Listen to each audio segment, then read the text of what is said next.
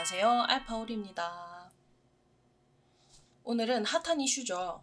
금리 인상에 대해서 소개해드리려고 합니다.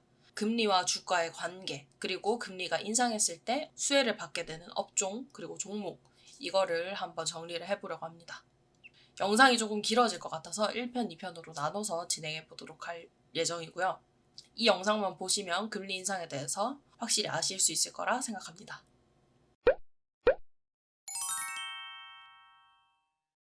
자, 이제 먼저 금리에 대해서 소개를 해보도록 하겠습니다.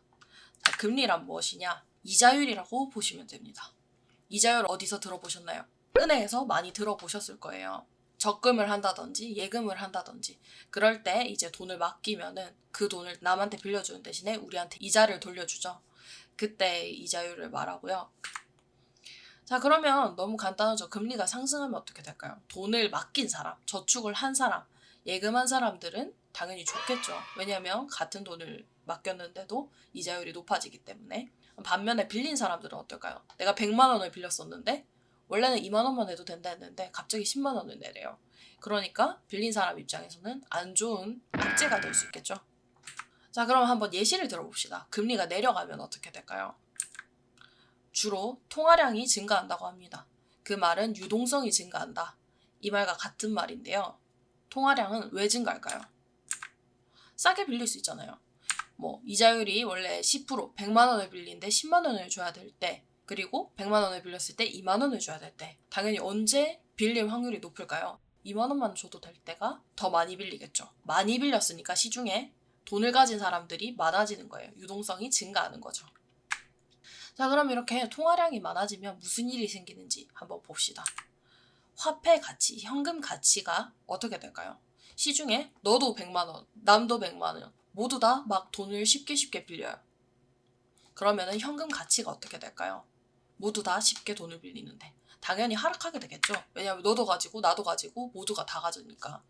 같은 돈을 갖고 있더라도 화폐 가치가 하락하게 됩니다.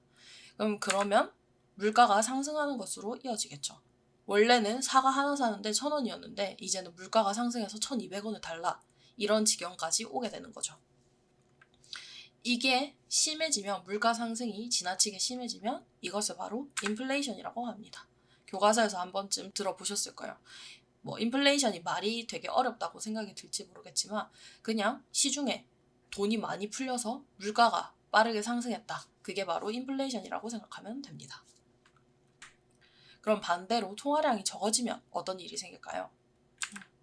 화폐 가치, 현금 가치가 당연히 상승하게 됩니다. 왜? 돈을 빌리기가 쉽지 않으니까 수중에 돈을 들고 있는 사람이 적은 거예요. 그러니까 물가가 하락하게 됩니다. 내가 이자율이 낮을 때 100만 원을 갖고 있는 것과 이자율이 높아졌을 때 100만 원을 가지고 있는 것은 당연히 차이가 좀 있겠죠. 그러니까 물가가 하락하게 된다. 이것을 바로 디플레이션이라고, 인플레이션의 반대의 개념이 되겠죠. 자, 그럼 그 다음 금리에 관한 최근에 무슨 이슈가 있었는지도 한번 같이 알아보도록 하겠습니다. 금리에 대해서 조금이라도 관심 있게 지켜보셨다면 코로나 때 제로금리라는 말을 들어보셨을 거예요. 그 기준금리를 0.5%로 동결한 지가 벌써 1년이 다 돼갑니다. 27일에 이제 이 금리에 관해서 이야기를 나눈 그런 이슈가 있었죠. 그래서 5월 27일에 나온 기사예요. 앞서서 코로나19 경제 상황이 너무 안 좋아졌기 때문에 사람들이 소비를 안 한단 말이에요. 그러니까 경제 충격이 심각했기 때문에 그걸 좀 해결을 하고자 돈을 쉽게 빌릴 수 있도록 제로금리를 시행을 한 것이고요. 원래 1.25% 내렸다가 그 뒤에 0.75% 내렸다가 그 다음 바로 0.5%까지 내렸던 그런 일이 있었죠.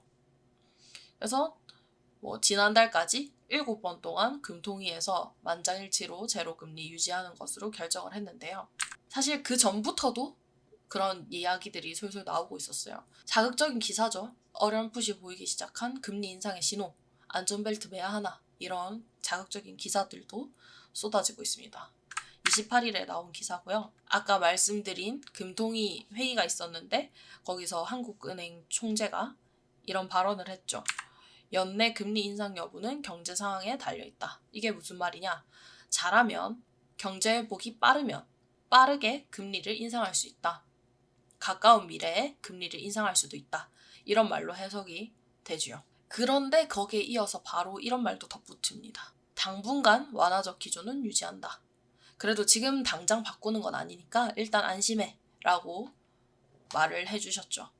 지금 당장 바뀔 건 아니지만 다가오는 금리 인상은 어쩔 수 없이 불가피하게 다가올 텐데 그거에 대해서 어떻게 대처를 하는지는 개인 투자자들이 공부를 하고 미리미리 준비를 해야겠죠. 자, 미국도 우리나라와 뗄 수 없는 그런 관계가 있죠. 미국과 우리나라의 증시 시장이 굉장히 비슷하게 돌아가기 때문에 자, 옐런 미국 재무장관이 금리 인상에 대해서 미국 경제에 플러스가 될 것이다. 이런 금리 인상 쪽으로 방향이 잡힌 그런 이야기들을 했다고 합니다.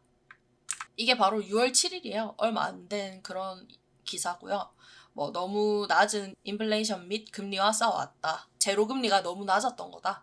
이제 우리는 정상화되는 그런 과정을 겪는 것뿐이다. 걱정하지 말아라. 이렇게 말을 했다고 합니다. 자, 그럼 이게 중요하겠죠. 금리가 오르면 우리 개인 투자자들은 어떻게 대처를 해야 될까요? 첫 번째, B2를 자제를 하셔야 됩니다. 자, B2가 뭐죠? 빚내서 투자하는 거죠. 영끌에서 코인에다가 투자를 하고 주식에다가 투자를 하고 사실 그게 나쁜가요? 나쁜 건 아니라고 생각해요. 기회를 잘 잡는 거라고 생각하지만 금리가 오르면 이제 빌려서 투자를 한 사람은 빌렸는데도 이제 이자율이 더 높아지게 됩니다. 100만 원을 빌렸는데 2만 원을 내다가 갑자기 10만 원을 내라고 하는 거죠. 그러면 이제 그 이자에 대한 부담이 커지기 때문에 B2는 자제를 해주시는 게 좋다. 지금 바로 수익이 난 상황이어서 상환을 할 수 있으면 좋은데 그런 경우가 아닌 경우도 많잖아요. 물려있다거나 그럴 수도 있기 때문에 B2는 자제를 해주시는 게 좋을 것 같습니다. 자, 그럼 두 번째, 투자 비용이 큰 성장주, 기술주들은 타격을 받을 수 있다. 이게 무슨 말이냐면 지나치게 급등한 주식들 있잖아요. 제가 종목을 굳이 언급을 하진 않겠지만 지나치게 빠르게 과열된 그런 주식 종목들이나 시장들이 있을 거예요.